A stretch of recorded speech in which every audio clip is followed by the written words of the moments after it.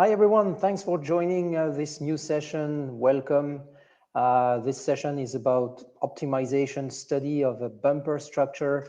It's going to be presented by Güven Nergiz, CFD engineer at BIAS, engineering company in Turkey.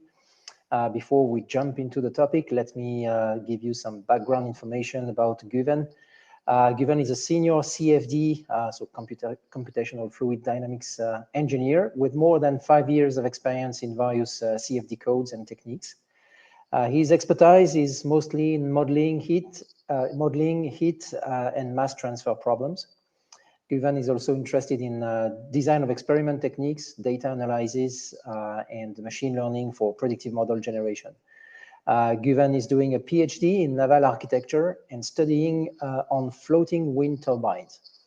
The presentation of Güven today is titled Optimization Study of Bumper Structure.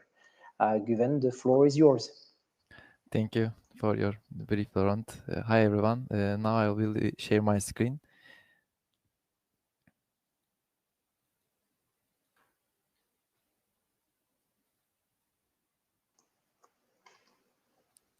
Okay, right now you may see my presentation.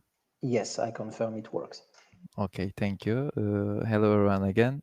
Today I will present to you the buffer optimization study we did it with P7. Here is my agenda. First of all, I will talk about the optimization in bumpers. Then I will mention about the steps of the optimization work. In the last part, I will talk about the results and conclusions we have obtained. So as you know, the purpose of the bumpers is to reduce or prevent physical damage to the structure around which they are placed. It is one of the most important safety elements in mobile structures, mostly in vehicles. So articles and studies have generally focused on how much the bumpers can absorb the energy at the time of the accident and how much this energy can be increased. In addition, the use of types of biocomposite materials and issues such as fuel performance, strength, cost emphasized like that. So focused engineering studies made it necessary to optimize the bumpers according to the different parameters. In this study, I will explain how a bumper optimization is performed by P7. So this is the bumper profile we discussed in our study. Our design is aimed to meet the design criteria in a way that that stays within the general geometrical limits. The values to obtained as a result of the study are mass of the bumper and maximum stress in the bumper under certain loads. It is aimed to take multiple analyses by changing the parameters of the bumper with the profile in the image. So and to perform the optimization study accordingly. Our optimization criteria are that the bumper has a minimum mass and that the maximum stress occurring in it remains below the specified value, and it has a lifetime above a certain number of cycles. Along with the geometrical lengths, the thickness value that the bumper profile will have also been added to the parameters. So in order to reduce the number of prototype tests, first we must optimize our bumper design virtually. The analysis validated design process generally consists of following these steps. Creating the design in line with the geometric parameters, performing structural and fatigue analysis of the design, and evaluating the outputs. After the analysis results are examined, new geometry parameters determined and the process are repeated again. So we used P7 for the experimental design, aka DOE, and the DOE block sent the data of each test case to the analysis flow, and we performed many analyses in this way. Then we fed the optimization block with the analysis results that we obtained. Thus, new analysis sets were carried out to meet the design criteria we wanted, and the design was optimized. We both automated this process with P7 and achieved the results more accurately and quickly by using optimization tools in the P7. Before creating the experimental design and performing optimization studies, the workflow in which designed bumper model will be analyzed should be created first. In this analysis workflow, which I will talk about in details, Our input parameters are thickness and geometrical dimensions, which I showed you in the last slides. Our outputs are mass, maximum stress, and number of critical cycles, I mean lifetime. So these outputs for each bumper design will be noted end of the workflow. So we created the profile of the bumper designs as 3D shell geometry in CATIA software. An optimization process requires analyzing the state of the different parameters in different value ranges. So we connected our parametric CATIA model to the CATIA block in P7. The CATIA block can access parameters and feature tree inside a cart part file. So we can choose the parameters we want to study on it. The job of this block to get the relevant values from the DOE and optimization block or optimization block and update the CAT model in line with those values are exported as step file. So here's a short video of the macro. In order to analyze the bumper design, the analysis model is first set up. In this process, the bumper model derived from CATIA block is imported to Patran software. A thickness is defined for the model, which has a three-dimensional shell structure, and the mesh application, surface naming, and other boundary conditions determination like loads and fixings are performed. As a result of the analysis, the output files of the data to be read and determined. As the design parameters update, the CAT model will also update too. So for this reason, the analysis model setup process is performed again for each CAT file. Although the dimensions vary in bumper design, the model generally is the same. For this reason, the steps followed while creating the analysis model are always will be the same too. We recorded a macro to automate this process in Patran. So this macro imports the geometry with a specified name and applies previously saved processing steps one by one. And the analysis model is automatically created by this way. So this macro file is a file with SES extension. While the analysis model is being built, the design comes from the CATIA block as 3D shell geometry. So the bumper wall thickness is defined when setting up the analysis model in Patran in the macro. So as I showed on the previous page, so we performed the setup of the analysis model through a macro file that we saved. In order to try different bumper thickness values, we need to change the thickness value in the macro file. So thanks to the text block in P7, we can access the files with different extensions that can be obtained or that can be opened with the text editor, read or change data we want.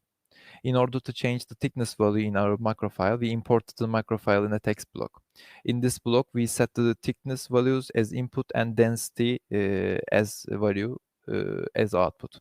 We will use the density later on for the mass calculation. After the macro is edited, it is run by the program block and the FEI analysis performed by the Nastran software. After the structural analysis is completed, a properties report file exported. For the mass calculation of the bumper design, we need to volume information and the density information. We read the volume information from the analysis report at the end of the analysis with the text block, and we send it as input to the formula block for mass calculation. From the block where the FEI macro file is edited, which is I mentioned before, we send the density values as an input to the formula block again. So we perform the mass calculation, which is formulated with the data we receive from other blocks. Thus, the bumper mass can be calculated relatively at the while each cycle, each workflow. So the solution report file, which is the result of the structural structural analysis determined in the FA Patran macro and solved in Nastran software, it is the input of this reading stress block. It's a text block again. The maximum stress value is read from the report file. One of our criteria is that the maximum stress in our design below the yield stress of the material that we use. For this reason, this stress value, which is read at the end of the analysis, will be noted for every workflow. The lifetime calculation is made to determine the plastic deformation after a period of time for structures that are constantly under static or dynamic loads but do not show plastic deformation. So internal stresses increase gradually in the structures under such loads. nCode software was used to determine the lifetime of the bumper design. As a result of the fatigue analysis made with nCode, a report is our output. In this report, there is information about how many cycles the design has undergone plastic deformation in the current loading conditions. After the encode software is run by program block, the critical cycle number value in the report output is read with the text block. This cycle number value is noted at the end of each analysis flow again. So experimental design is carried out to see how the outputs change when different parameters have different values and which parameter has effect on which output. So experimental design, which is a statistical issue, is used to determine the number and the value of the studies to make sense of the input and output relationships within a certain confidence interval. Thanks to the smart selection tool in P7, the DOE technique that will provide the number and the values of the experiments required to best establish the input and output relationship according to the parameters type, number, and value range is automatically selected by smart selection. In our study, this technique was determined as Latin hypercube sampling. By connecting DOE block to the analysis block, the parameter values in the tests experimental test case are sent to the analysis block by DOE block, and the analysis outputs are noted again. After the end of the analysis, the next test is started and the new values are sent again to the analysis block. The values to be tested are completely decided by DOE block. All test cases are solved by the analysis block and their outputs are noted. As a result of the experimental design, the analysis study for 45 different test cases was carried out automatically by P7. And at the end of each analysis, mass, maximum stress, and lifetime cycle values were noted. So here is the green dots on the graphs represent each test case. Our aim in carry out the study is obtain the bumper design with a maximum lifetime, minimum mass, and minimum stresses. This is the, as we can see, this is the optimization study subject. So by statistically analyzing the P7 DOE outputs, it can show us which parameter has more effect on the design criteria. As we can see from the graph left, especially the thickness value and the A-marked dimension are more effective on the maximum stress value than the other parameters. In the graph on the right, I can easily see here how my results are distributed within a confidence level. These graphs are generated automatically by P7. And our DOE study provides a valuable information in terms of making sense of the relationship between parameters values and outputs. Using this information when starting the optimization study both shortens the process time and increases the accuracy of the study. Because the more test cases are tried, the better model relationships are resolved. Thanks to the CSV parser block in P7, we can extract the results from the DOE study for use in the optimization study. After defining the results of the DOE study as the initial sample and specifying the type of the outputs, the smart selection tools automatically selects the surrogate-based optimization technique. Thus, using the results of the DOE study, the test selection is performed intelligently. New test cases are created based on the test cases that are close to the design objective goes in the initial sample. So the aim of the optimization block is to minimize the mass while keeping the maximum stress and lifetime within a certain range. Here you can see our outputs, the outputs of 186 test cases, including the initial sample, and can be examined as a result of this study. As seen in the graphics, the test cases are created by the optimization block are in line with our goals, our objective of this study, as you can see. By this way, the relevant parameter values are determined according to the manufacturability of the bumper design, and after that, the study can be completed. So thanks to P7, we automate hundreds of analyses and statistical studies, reducing their time from weeks to days. We determined our design parameters to automatically achieve design criteria that we targeted here. Thanks to the user-friendly statistical analysis tool, we observed the effect of the design parameters on the outputs in a very practical and fast way and analyzed the model behavior. So thank you for listening. Any questions will be appreciated. Thanks a lot, Kevin, for your explanations. Let's see the questions.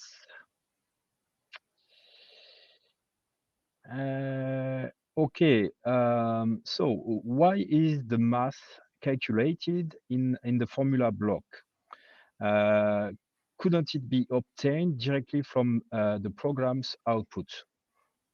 Yes, it can also be obtained from the Patran program, but we need to change the units. And additionally, at P7, we wanted to incorporate different blocks in the workflow. Okay. Second one, it seems that there are too many runs in the study. Could it be solved with less runs? And if yes, why didn't you use that? Well, the completion time of the workflow is not very long, so it was very easy to solve in order of minutes like that. For this reason, we preferred to make all calculations because the time cost is not that much. And however, if we wanted to save time, we could have built the predictive model and probably got similar results with less runs. There is a last one. Does any error occur in the structural analysis model despite the geometry change? If not, how is the model suitable for every geometry created? No, we didn't happen. We didn't experience that. Although the geometry changes, the edges and names in the shell structure remains the same all the time. In this way, the macro creates node elements according to the dimensions of the edges and assigns to the mesh accordingly.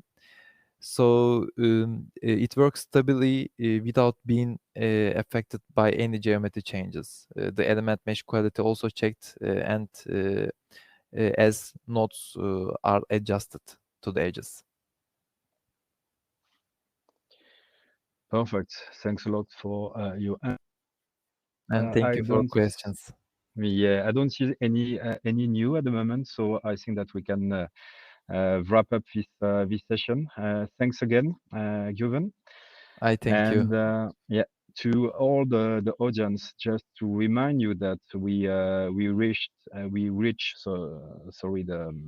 coffee break. So enjoy the break and let's reconnect in 20 minutes. So at 2:40. Speak to you. Thank you. Bye for now. Bye.